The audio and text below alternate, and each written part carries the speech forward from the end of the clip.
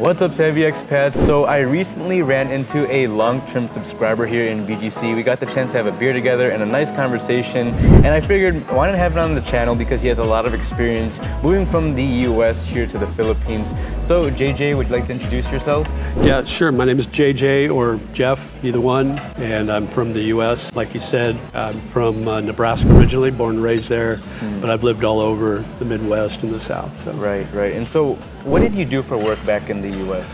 I've had 3 careers. My first career was in radio. I was in radio for a long time. That was the #1 thing I wanted to do when I was young and in college, so I studied for that. And then after I got a little older and married, radio didn't pay all the bills, so I got out of radio and was in finance for a while, selling insurance and investments. And then after that, I was working at different universities as a director of admissions. Wow. I did that for about 11 years. So you were kind of like a jack of all trades back in the US, huh? Kind of, yeah. It was a 3-career thing, but you love each one and for different reasons. And then I came here for that specific reason. Oh, for work. Okay, yeah. and so how long ago did you move here? That was March of last year. March of last year. So I was in Tulsa, Oklahoma at the time, and I was interviewing for a job with a global online university, a business university, and I'd always wanted to live in Asia, and so they had an opportunity to expand their market in Asia, so they hired me to do that. And I'm curious, so the job presented you with the opportunity to move to Asia, and you had originally had that desire to move here. Was it the desire to move here that came first, or it was, all right, this is interesting, I would like to live here? It was the desire to live here. Wow, so it really worked out for itself. I've been interested and just enamored with Asian culture since I was young. And I actually had an opportunity to move to China to teach English as a second language back in 2016. And I had the contract signed and everything. It was a 15-month contract to go to Shenzhen. And at the last minute, I got a job offer in Louisville, Kentucky. And so I stayed in my comfort zone and didn't take the China job, and I regretted it ever since. So when this job came available last year, I jumped at it. Yeah, you had to take it. Had to take it, wow. Yeah. Okay. So you moved here a year and a half ago, and you're specifically living in BGC now. Was that because the job placed you in BGC, or did you choose BGC? Well, I chose BGC because I needed good internet, high-speed internet. And I've heard a lot about brownouts in the Philippines, so I needed reliable internet. And watching your videos, to be honest, before I moved here, when I was doing my research, that convinced me that BGC was the place I needed to set up my operation. And that's why I came out here, because of that. And so now this is your home base, right? Home base, yeah. Very nice. And since you moved here, I'm assuming that there were a few road bumps along the way. Was there anything that was there? Yeah, I mean, you never know exactly when you move. And I've moved a lot in the States, so I moved from state to state. So I'm familiar with the process of moving, but nothing compares to moving overseas. Yeah. So, I had to really get rid of a lot of my belongings. So I sold all my furniture. I sold pretty much everything but a couple of items in my car. So I'm still dealing with that. Storing my car over in the States and that sort of thing. And then when you get here, it's kind of a little bit of a culture shock. Right. Understanding the process. Just a quick analogy was when I first moved here, I was walking around, I walked by the Shakey's Pizza down here. And I thought, oh, Shakey's Pizza, that's an American thing. So I walked in and they sat me down, and I was sitting in a booth by myself, and there's a Filipino couple in a booth across the way. And I'm waiting, and they get served, and I'm wondering, it's like, why aren't they serving me? So I got upset and left, and you don't realize, coming from the States, that you have to actually wave people over if you want service. And I didn't realize that, so my ignorant self was thinking, Yeah, like, oh, they're just ignoring me, right? Yeah, because I'm white, Yeah, I mean, even though my family's Filipino, we've experienced so many culture shocks living here, and that actually leads me to my next question. What are some of the other culture shocks that you've experienced here?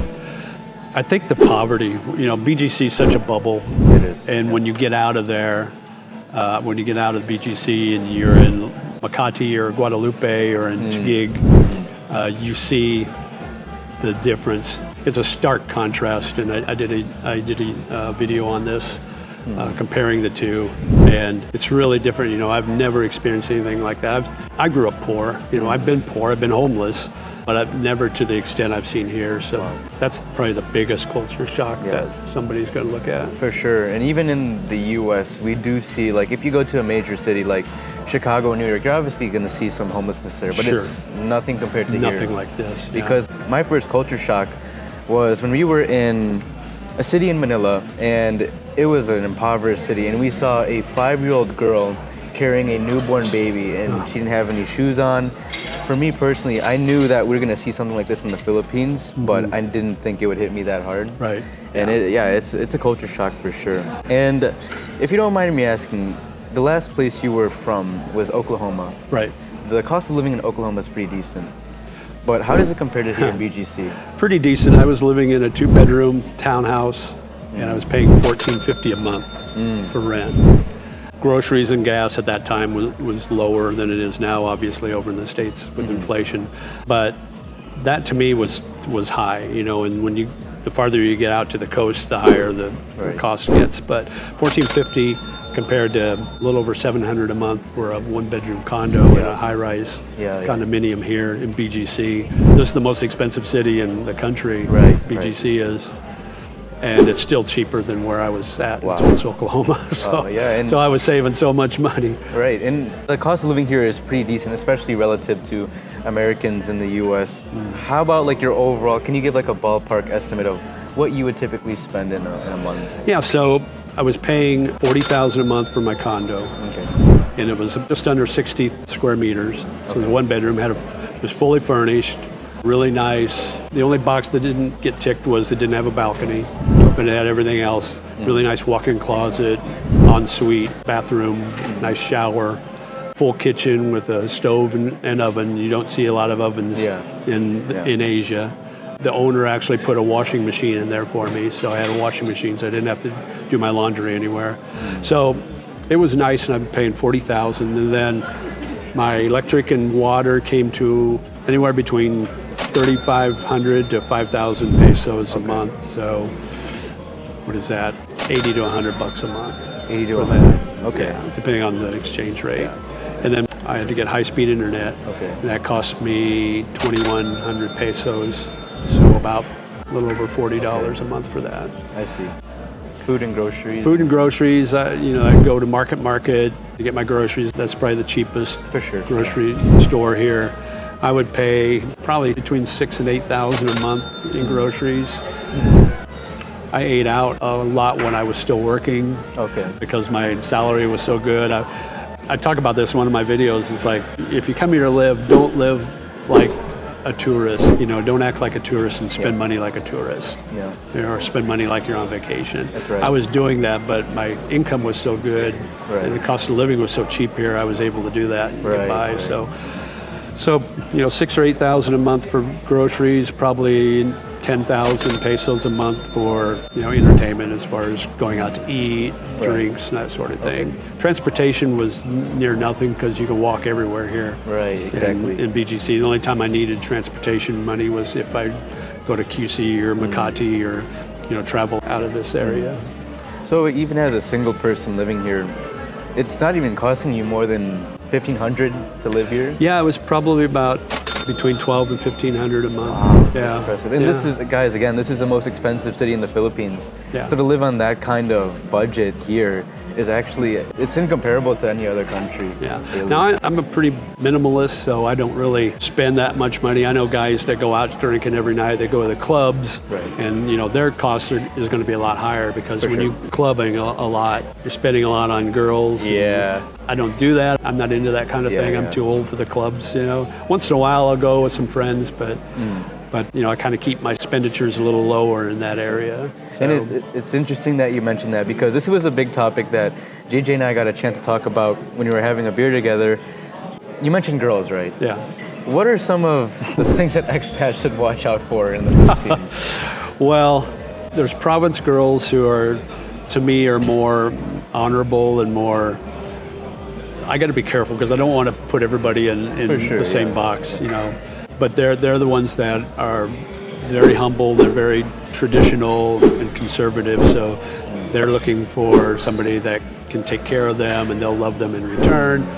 A lot of the girls here in Manila can be transactional, so it's more of a give and take. You understand what they're expecting and they understand what you're expecting in return. So if you go in with your eyes wide open, you understand that some of these girls are looking for something in return, then you're going to be okay. But I think it's harder to find somebody in the city that's looking to settle down. Right.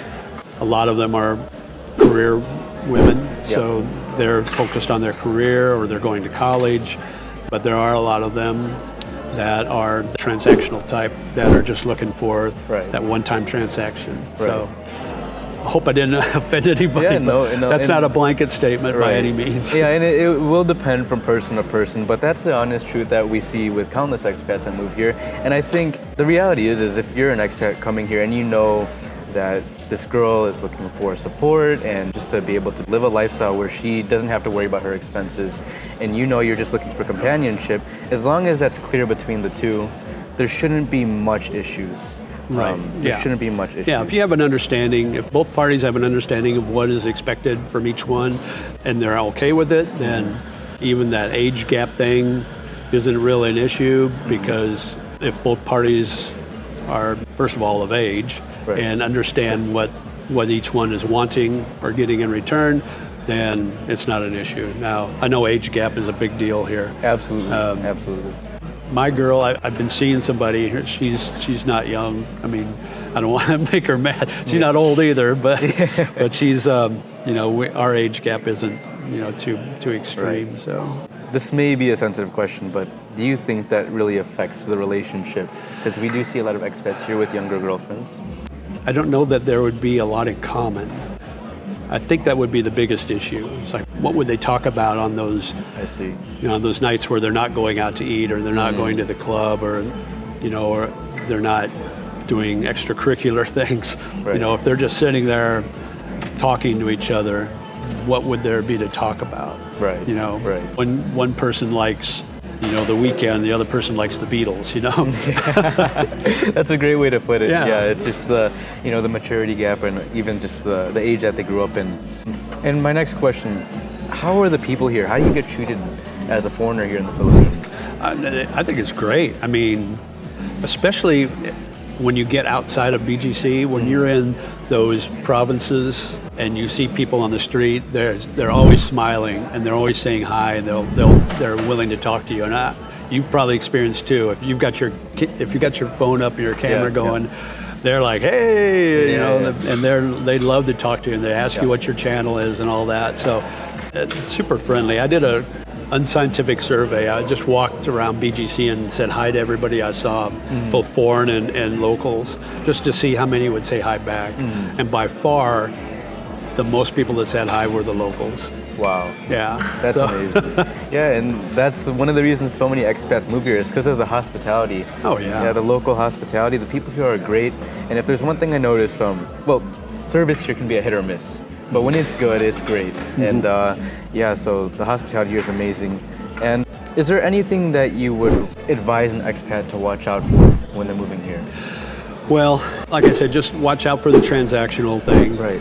But when you're developing a long distance relationship, an LDR with someone from here, you're from the States, you're from the West, be very careful, because I've talked to 2 or 3 Filipinos who've admitted that they have basic scams going on, that they've got LDRs that are sending them money and they've got boyfriends here. Right.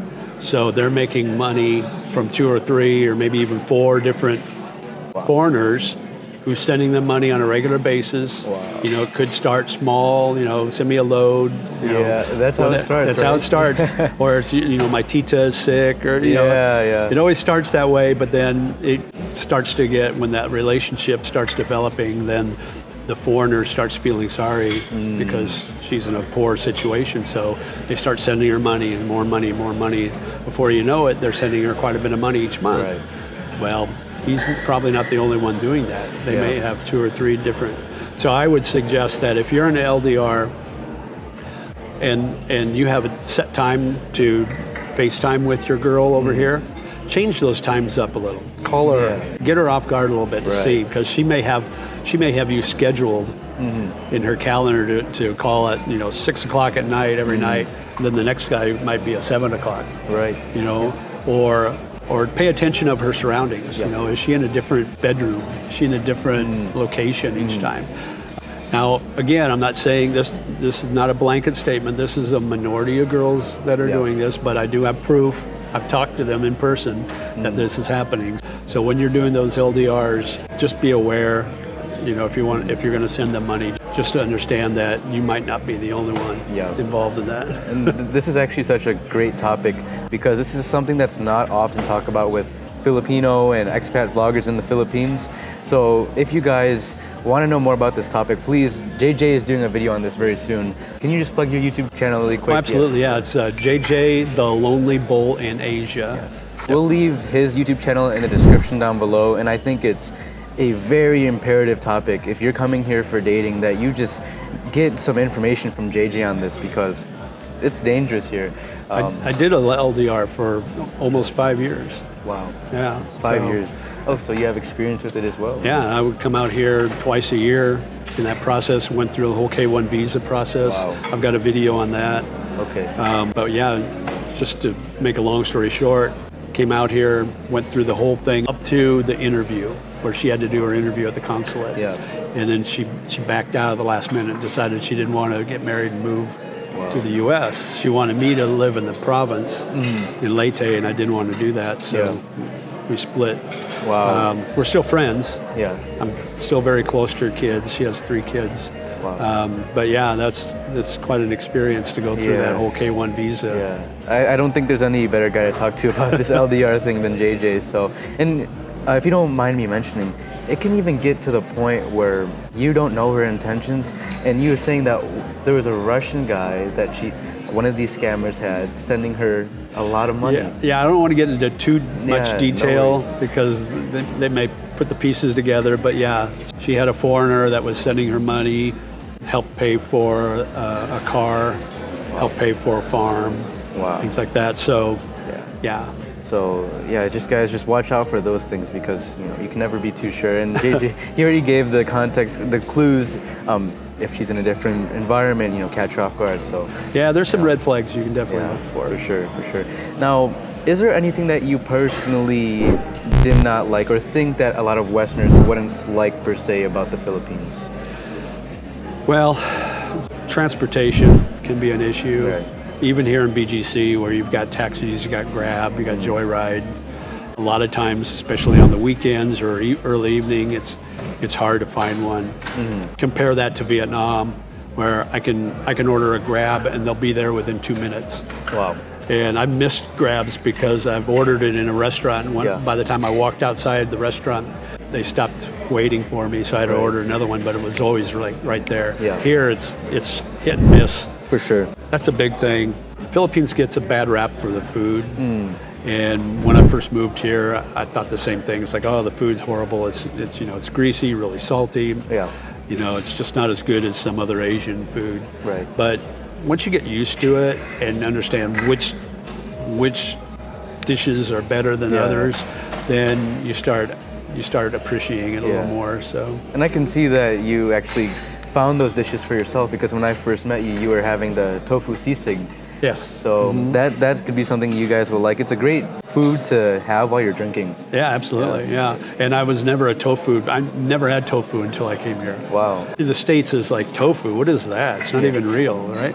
And I came here and I had it one time in a dish, and it's like, this is really good. Yeah, wow. So you mentioned that transportation is hard to book here. Yeah. One of the things could be because of traffic. What's the longest you ever sat in traffic here? Oh, geez. One time it took me from here to QC, it took about an hour and a half to get there, and usually it's about a 40-minute drive. Yeah. The traffic was so backed up. Yeah. That's definitely something that the infrastructure is just horrible here. Yeah. The MRT is not good. Yeah. The train compared to the other Asian countries. For sure. And that's one reason why we love BGC, you and I, because it's a pedestrian-friendly city. Oh, absolutely. Everywhere is walking distance. Yeah, you can walk anywhere in 15, 20 minutes. Right. Yeah. Now, one question that I think a lot of expats want to know about is, how about the healthcare here? Were you concerned about that at all? Not so much. Even though I'm older, my health's in good. I'm in good condition. I've been to St. Luke's a couple of times. That's the hospital here, and they're excellent. They provide excellent health care. I'm a little worried about provinces, healthcare in other provinces, because I've watched a couple of YouTube videos of bad experiences with healthcare in some smaller areas. There was a guy in Dumaguete, he dislocated his elbow, and he sat for like 18 hours in the emergency room. And then they told him finally that there wouldn't be a doctor until Monday, so he had to go home for a weekend. Wow. Yeah, it's like, oh man, that's not good. That would be infuriating. That would be horrible. That's a nice part about living in BGC, or mostly in Manila, is that you have good hospitals here. Yeah, and I guess in like Cebu and Davao, the bigger cities, the bigger the city, the better quality of everything. For sure. So healthcare wasn't a big issue or concern for you, especially because you're moving to BGC. Yeah. When you were living in the U.S., what would you say were some of your main concerns About moving here? About moving to the Philippines? Just the unknown. That's like, am I going to get here, and when am I going to be surprised? Right. What's going to surprise me? What's going to throw me for a loop? I knew the language wasn't going to be an issue.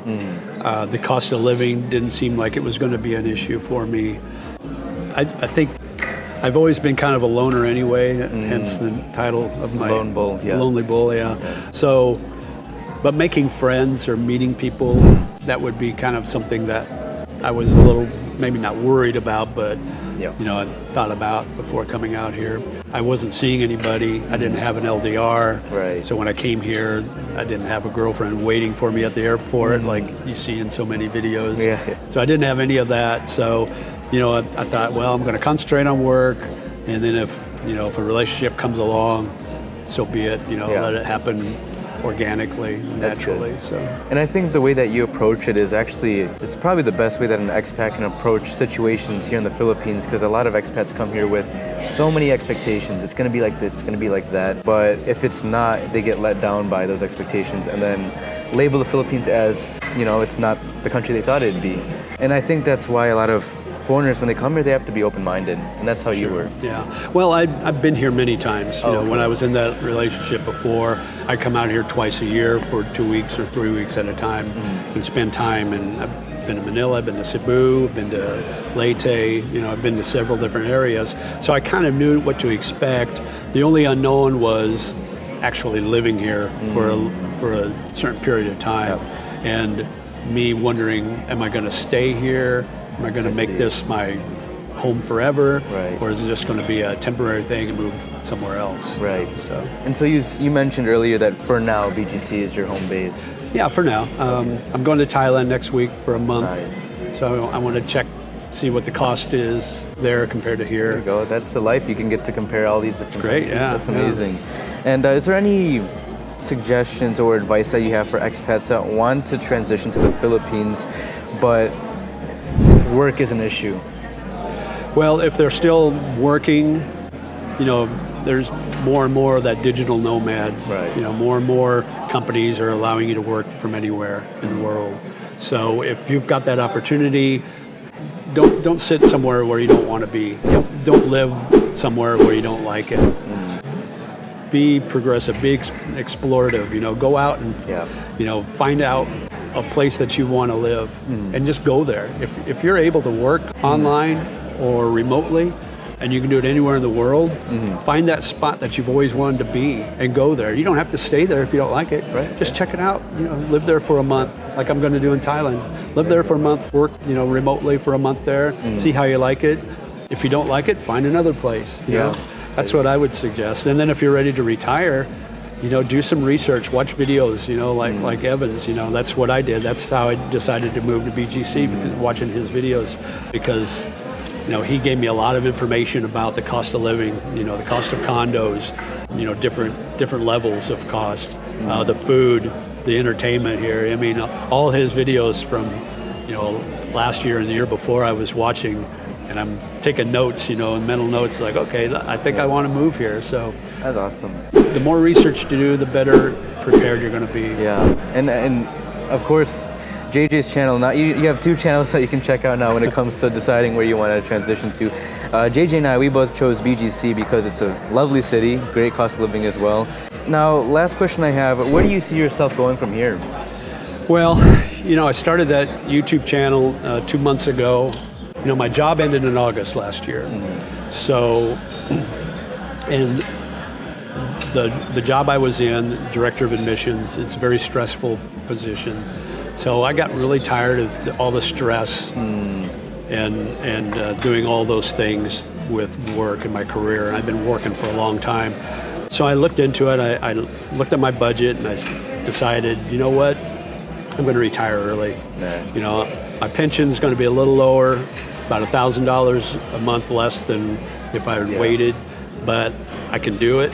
And I decided, what the heck, I'm just going to retire. So in February of this year, I retired, and then I got bored from not working because I've worked all my life. Since I was 13 years old, I've been working. So I got really bored, so I thought, I'm watching these guys on YouTube, so I thought, I'll do that. I'll do a YouTube channel just to keep myself from being bored, you know. And if, I make some money out of it, that's great. I can put that money back into the YouTube channel and start doing that. And, I want to show, I did it originally to show my friends and family back in the States my experiences here overseas, because a lot of my family have never been overseas. And so they don't know what it's like. So I wanted to share those experiences. And then I thought, well, I keep posting these videos on my Facebook channel, or my Facebook. Why not do a YouTube so I can show more than just my friends and family, so I can expand that and show my experiences. So, I kind of focus on travel. I kind of focus on living in Southeast Asia, food and different things like that. So, so it's been fun. Last 2 months, so it's a slow grow, but And I know that was the last question, but something just popped into mind. Is there anything that could you give a comparison? Like, how is your happiness or your overall satisfaction for life in the U.S. versus the Philippines? There's things I miss, sports, that sort of thing, but going to events. I miss the seasons. Fall is my favorite time of season. Weather's changing a little bit. I grew up in the Midwest, so I experienced all 4 seasons. So I experienced brutal heat and bitter cold. I don't miss the bitter cold. I got the brutal heat here. You can guarantee it's going to be 93 degrees here every day. But going to local sports events. But I can get my YouTube TV and watch local stuff here. Other than that, missing my family, missing seeing them on a regular basis. But like I said, I'm kind of a loner anyway. So that's really it. I just love it here. I love the weather. I love the locale because I can fly for $100 or less to Thailand or Vietnam. I went to Vietnam last month. I went to Singapore last month. So I can go to these different places on a dime, basically. Where if I'm flying there from the States, it's going to cost me, 10 times that. For sure. So that's the nice thing about living here. You're so close to a lot of different areas. That's amazing. And you've been traveling all around Asia, but really my last question now, do you ever see yourself moving back to the U.S.? I don't. No. Not unless some tragedy or something major came up, maybe a health issue on my side of things where I had to go back, but I really don't see me moving back home. One, I don't think I could afford a lifestyle like I'm in now. I mean, look at, we're in the Shangri-La. For what you're getting, right? I mean, I couldn't, I looked at a condo in Makati in Trump Tower. I could say, it's just a studio, but I could tell my friends, hey, I'm living in Trump Towers in Makati. You couldn't do that here in the States. So I just couldn't live the lifestyle that I live here, Yeah, well, thank you so much, JJ, for sharing your insights and your experience here in the Philippines. Guys, please check out his channel. The name again? Yeah, JJ, the Lonely Bull in Asia. And Evan, I want to thank you, Savvy Expat. You know, and when I first moved here, I wanted to, it's like, man, I hope I see him on the street because I want to say, hey, Savvy Expat, how's it going? And then I did see you, and I blew it. You know? Yeah. No, yeah. Like, hey, I think I know you. And here we are 3 days later, like almost since we met, and we're ready. I hope that we can do more collaborations in the future. Absolutely, so, yeah. I'd love to have you on my channel. Of course. So thank you so much again, JJ. And guys, check out his channel, and we'll see you in the next video. God bless.